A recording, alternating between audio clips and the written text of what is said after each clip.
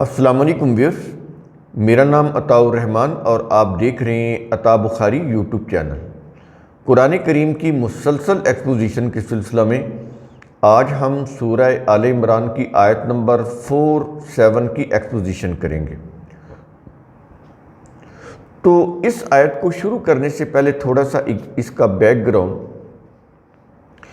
وہ یہ کہ بچپن سے خانقاہیت و رہبانیت کی زندگی گزارتے ہوئے یہ جو منافقسزم ہے، تو اس کی زندگی گزارتے ہوئے ہیکل کی شریعت اور اس کے عقائد کے زیر اثر مریم علیہ السلام کے دل و دماغ میں یہ عقیدہ پختہ ہو چکا تھا کہ وہ اللہ کی نذر کی گئی ہیں،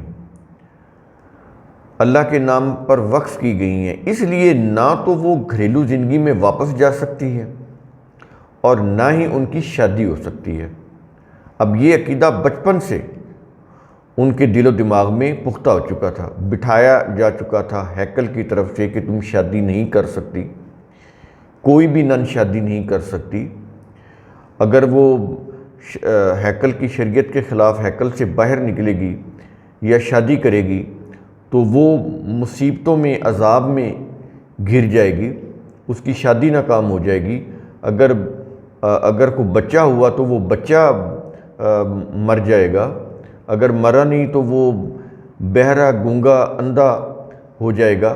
تو اس طرح کے وہ مختلف قسم کے ڈر پیدا کیے ہوئے تھے ہیکل کے پجاریوں نے نن کے اندر، تاکہ نن جو ہیں وہ مستقل وہاں ساری زندگی رہیں۔ تو یہ چیزیں وہاں پر ہیکل کے اندر کی گئی تھی۔ اب مریم علیہ السلام کے ذہن میں تو یہ تھا کہ تمام زندگی ہیکل کے اندر انہوں نے گوشہ نشینی میں گزارنی ہے۔ ایسی صورت میں ان کے ذہن میں شادی اور پھر اس شادی کے نتیجہ میں کسی بچہ کی پیدائش کا ذرا سا بھی کوئی خیال یا تصور پیدا ہی نہیں ہو سکتا تھا۔ اس لیے جب انہیں بچہ کی خوشخبری دی گئی، جیسے کہ پچھلی آیت کے میں ہے، تو انہوں نے بڑی حیرانگی اور تعجب کا اظہار کرتے ہوئے کہا۔ کیا کہا؟ قرآن کریم ان کے الفاظ کو بیان کرتا ہے۔ قالت ربی، اس مریم نے کہا اے میرے رب، انا یکون لی ولد، مجھے کس طرح لڑکا ہوگا؟ یعنی میں تو نن ہوں، میری شادی نہیں ہو سکتی، تو بچہ کیسے ہوگا میرے ہاں؟ ولم یمسسنی بشر، آگے قرآن کریم خود ان کے الفاظ سے واضح کر رہا ہے، حالانکہ مجھے تو کسی بشر یعنی آدمی نے چھوا تک نہیں۔ ولم یمسسنی بشر، وہ تو اسی صورت میں چھوئے گا نا کہ جب ان کی شادی ہوتی، تو شادی تو ہونی نہیں۔ تو جب شادی نہیں ہوئی، کسی بشر نے یعنی ان کے خامن نے ان کو چھوا ہی نہیں، ان کا خامن ہی نہیں، تو بچہ میرے ہاں کیسے پیدا ہوگا؟ یہ مریم علیہ السلام کا تعجب بھرا آگے سے جو اظہار ہوا، جو انہوں نے کہا، قرآن کریم نے وہ بیان کیا۔ اب اس کے جواب میں مریم علیہ السلام کو کیا کہا گیا؟ بالکل وہی بات جو زکریا علیہ السلام کو کہی گئی۔ انہوں نے بھی اسی محراب میں محو دعا ہو کر کہا تھا کہ یا اللہ مجھے بھی کوئی بیٹا دے۔ تو یاد ہے ان کی جواب میں جب انہیں بشارت دی گئی بیٹے کی، تو زکریا علیہ السلام نے کیا بات کہی تھی کہ مجھے بڑھاپا آ پہنچا ہے، میری بیوی بانجھ ہے، تو میرے ہاں بیٹا کیسے ہوگا؟ تو وہاں پر کیا لفظ آیا تھا؟ ہم نے اس کو بڑا ہی واضح طور پر اس کو پیش کیا تھا، قالا کذالک۔ یہی الفاظ یہاں پر آ رہے ہیں، کذالک، قالا کذالک، تو کہا اسی طرح۔ کیسے؟ جیسے لوگوں کے ہاں فطری طور پر بچے پیدا ہوتے ہیں۔ جو جواب زکریا علیہ السلام کو وہاں پر دیا گیا، قالا کذالک، وہی الفاظ یہاں پر ہے، قالا کذالک۔ کہ اسی طرح کس طرح، اب آگے یہ خود ہی سمجھنے کی بات ہے، جیسے لوگوں کے ہاں فطری طور پر بچے پیدا ہوتے ہیں، یہ تو اب مریم علیہ السلام اور کوئی بھی آج بھی جب ہم قرآن پڑھیں گے تو یہ تو یہی چیزیں آئے گی۔ اسی طرح کیسے؟ جیسے لوگوں کے ہاں فطری طور پر بچے پیدا ہوتے ہیں۔ میں اس لیے رپیٹ ان الفاظ کو کر رہا ہوں تاکہ ان آیات کی روح سے بہت ان کی جو تفسیر کی گئیں بائبل کی روح سے، ان آیات کی جو تفسیریں کی گئیں اس کی وجہ سے بہت زیادہ یوں کہہ لیں لوگ ڈسلوڈ ہو گئے، صحیح جو حقائق تھے قرآن کے پیش کردہ ان سے ہی دور ہو گئے۔ تو ایک تو یہ چیز کہہ دی گئی قال کذالک، جیسے زکریا علیہ السلام کے جواب میں کہا گیا، بالکل مریم علیہ السلام کے جواب میں بھی یہی الفاظ کہے گئے قال کذالک۔ اور اس کے بعد پھر کیا ہے؟ اللہ یخلق ما یشاء، اللہ اپنے قانون تخلیق و مشیت کی روح سے جو چاہے پیدا کرتا ہے۔ یہاں پر قانون تخلیق بھی آ جاتا ہے، قانون مشیت بھی آ جاتی ہے۔ اسی کی روح سے اللہ جو چاہے پیدا کرتا ہے۔ لڑکی بھی تو پیدا کر سکتا تھا، اس کی مشیت ہوئی، لڑکا ہوا، یہ اس کی مشیت ہے۔ قانون تخلیق اسی کا بنایا ہوا ہے، یہ فزیکل لاز، بیالوجیکل لاز اسی کے بنائے ہوئے، جس کی روح سے یہ بیالوجیکل لاز ہے نا، جس کی روح سے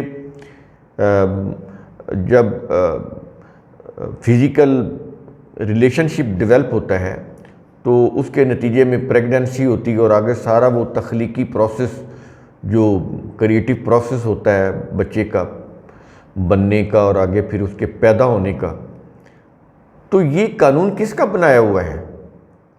اللہ کا۔ تو اس کی طرف اشارہ کر رہا ہے اللہ یخلق ما یشاء، اللہ اپنے قانون تخلیق و مشیت کی روح سے جو چاہے پیدا کرتا ہے۔ اذا قضا امرا، جب اللہ کسی معاملہ کا فیصلہ کرتا ہے، قضا فیصلہ کرنا ہوتا ہے، جب وہ فیصلہ کرتا ہے کسی معاملے کا تو کیا کرتا ہے؟ فَإِنَّمَا يَقُولُ لَهُ، تو اس کے لیے صرف کہتا ہے، کیا کہتا ہے؟ کن فیکون، ہو جا تو وہ ہو جاتا ہے۔ اب یہاں پر یہ چیز سمجھ لیں، قرآن کریم نے تو ایک اصولی اور قانونی بات کی ہے کہ فَإِنَّمَا يَقُولُ لَهُ كُن فَيَكُونُ، تو اس کے لیے صرف کہتا ہے ہو جا تو وہ ہو جاتا ہے۔ اب اس کے اندر یہ کہیں نہیں کہا گیا کہ وہ ایک سیکنڈ میں بغیر کسی وہ جو اس کا قانون ارتقاء ہے اس کو بائی پاس کر کے وہ کام ہو جاتا ہے، بالکل نہیں، یہاں پر کوئی ایسے الفاظ نہیں ہیں۔ تو وہ یہ کہتا ہے ہو جا تو وہ ہو جاتا ہے۔ کس طرح ہوتا ہے؟ اللہ کے قانون ارتقاء کے تحت تدریجی مراحل طے کرنے کے بعد وہ کام ہو جاتا ہے۔ یہ نہیں ہے کہ اس کا قانون ارتقاء، لا آف ایوولوشن، وہ بائی پاس ہو جاتا ہے یا اس کی ضرورت نہیں رہتی۔ یہ جو اس قسم کی کرشماتی روایات ہیں ان کے اثر سے قرآن کریم کے تراجم کیے گئے، وہ جو جیسے چمتکار ہوتا ہے نا، وہ اس میں فریب ہوتا ہے، اس میں قانون نہیں ہوتا، اس میں ضابطہ نہیں ہوتا۔ یہ اللہ کا کلام ہے، اس کے اندر اس کا قانون ہے، اس کے ضابطے ہیں، تو وہ کبھی بائی پاس نہیں ہوتے۔ اللہ اپنے قانون کے خلاف نہیں کرتا، اس نے خود کہا ہے۔ تو جب وہ کہتا ہے کہ ہو جا وہ ہو جاتا ہے، تو اس کا مطلب یہ ہے کہ اس کا جو قانون ہے بننے کا، ڈیولپ ہونے کا، وہ قانون بائی پاس نہیں ہوتا، وہ چیز اسی قانون کے روح سے بنتی ہے جو قانون تخلیق ہے، اس کا لا آف کریشن، اس کے تحت، اور اسی کے اندر لا آف ایوولوشن ہے، ایوالو ہونا۔ تو ایوولوشنری سٹیپس ہوتے ہیں، پروسیس ہوتا ہے، ارتقائی پروسیس طے کرنے کے بعد ارتقائی مراحل جو سٹیپ بائی سٹیپ ہوتے ہیں، گریجولی ہوتے ہیں، وہ طے کرنے کے بعد وہ چیز بنتی ہے جس کا اللہ نے ارادہ کیا ہوتا ہے۔ لیکن یہ جو بچے کا بننا ہے، کبھی ایسا نہیں ہوا کہ فزیکل ریلیشن ہوا، بنا اور پریگننسی ہوئی تو سیکنڈز میں بچہ پیدا ہو کے پورا کا پورا وہ ایسا کبھی بھی نہیں ہوگا۔ اس کا ایک پروسیس ہے نارملی جو 9 منتھ ہوتے ہیں، اس میں کچھ دن اوپر نیچے ہو سکتے ہیں، لیکن ایک ایوریج جو ایک پیریڈ ہے 9 منتھ کا وہ پورا ہوتا ہے۔ اس کے اندر بچے نے ڈیولپ ہونا ہوتا ہے، مختلف اس کے جو ایوولوشنری پروسیس ہوتے ہیں وہ پورے ہونے ہوتے ہیں، تو تب کہیں جا کر اللہ کا ارادہ، اس کی مشیت، اس کا قانون تخلیق یہ پھر عمل میں آتا ہے۔ اس طرح سے یہ چیزیں ہوتی ہیں۔ تو قرآن کریم کا اصول ثم تتفکروا، اس کی روح سے آپ خود بھی سوچا کریں، سمجھا کریں، غور و فکر کیا کریں۔ یہ قرآن کریم قانون کی کتاب ہے، ضابطہ کی کتاب ہے، اور کہیں بھی اللہ تعالیٰ اپنے قانون سے، اپنے ضابطوں سے اس کے خلاف نہیں کرتا۔